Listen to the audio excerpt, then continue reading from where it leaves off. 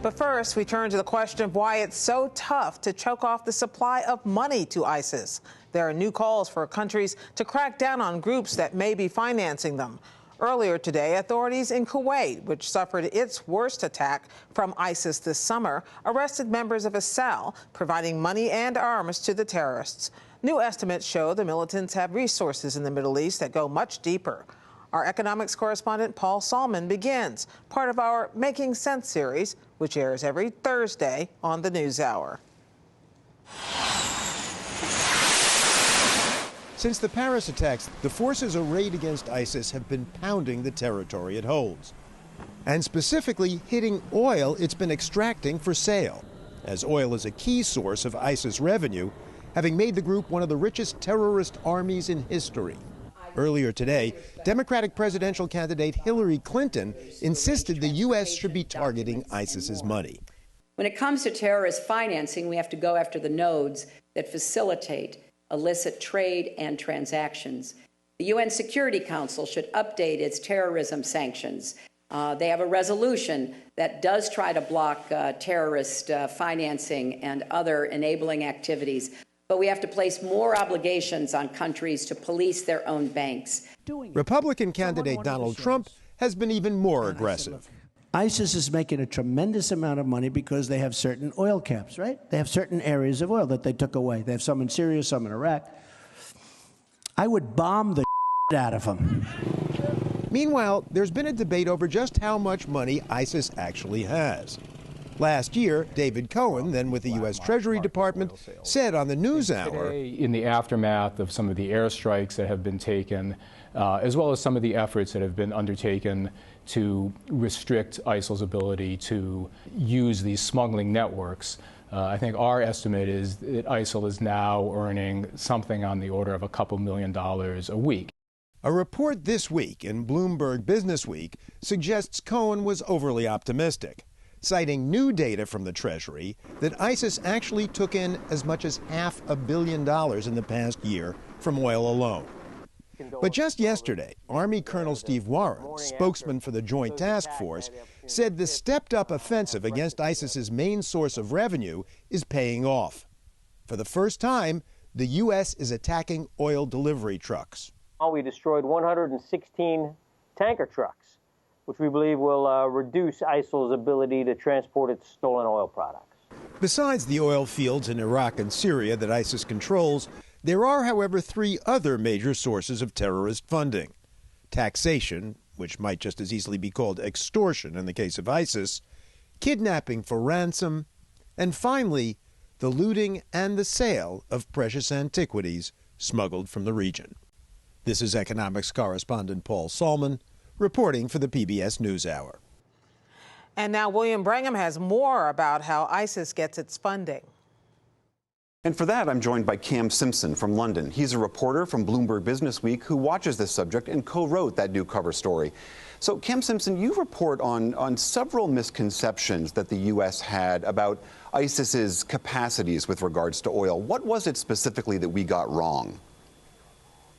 Boy, I think, William, unfortunately, we pretty much got everything wrong. We severely miscalculated the damage that we had inflicted on ISIL's oil infrastructure during those strikes that started more than a year ago. And, you had David Cohen in that setup piece. And those numbers that he cited, the administration continued to cite for months and months, at least I think 7 months after that, well into this year, that we had bombed their oil revenue down to about $100 million a year.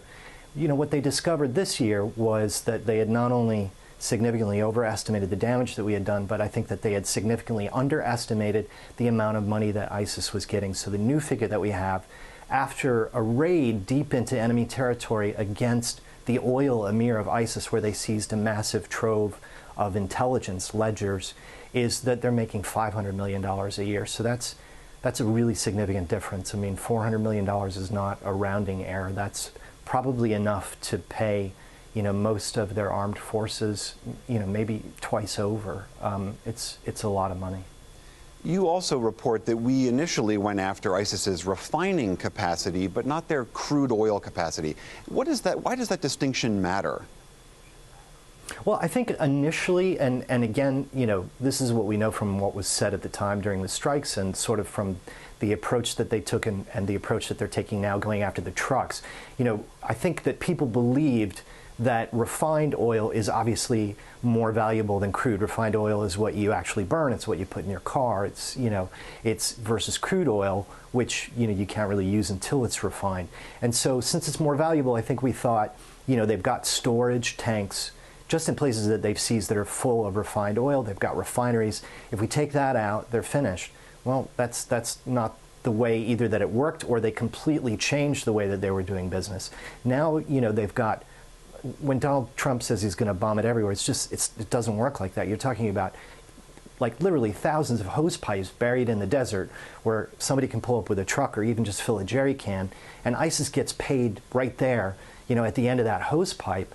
And then that guy drives off and he sells the oil, and he's not part of ISIS. I mean, oil is the lifeblood not just of ISIS, but of the entire economy in this region for everybody. I mean, for fueling generators and getting electricity, it's for asphalt, for roads, I mean, for everything. So it's an incredibly difficult challenge. You know, when the Pentagon said this week that they had bombed 116 trucks lined up, and that was the headline. In some ways, to me, it was almost like you could say the headline is there were 116 trucks lined up to get oil, because we've been watching these trucks drive around now for a year, and we haven't gone after them specifically because they're civilians.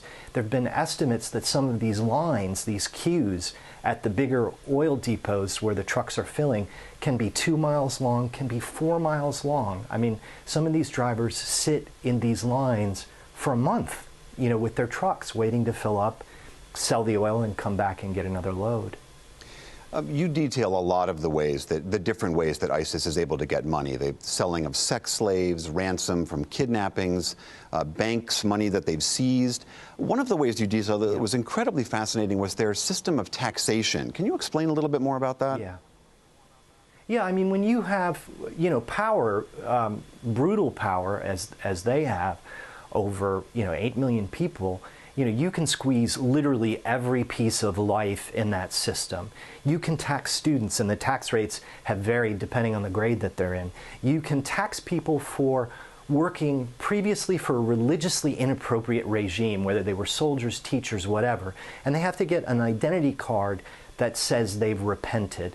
You know, they've charged up to $2,500 for an identity card to say that you've repented, that you have to renew every year for like $200. I mean, they're squeezing everything. They can squeeze everything. There are taxes on utilities. There's taxes on mobile phones. I mean, the idea that you can hit this with UN sanctions and the international banking system, it's just so far-fetched. I mean, it's impossible. When you have control of that many people, you can just continuously squeeze them for all the money that you need. And it's probably even a bigger income source for them than the oil. And they're really good at this. They've been doing this from the beginning, since we've been dealing with them since 2005. I mean, this is the same group we went after in the surge in 2007. And they're just really good at collecting money from every possible source that you can imagine.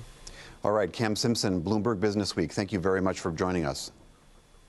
It's my pleasure. Thank you.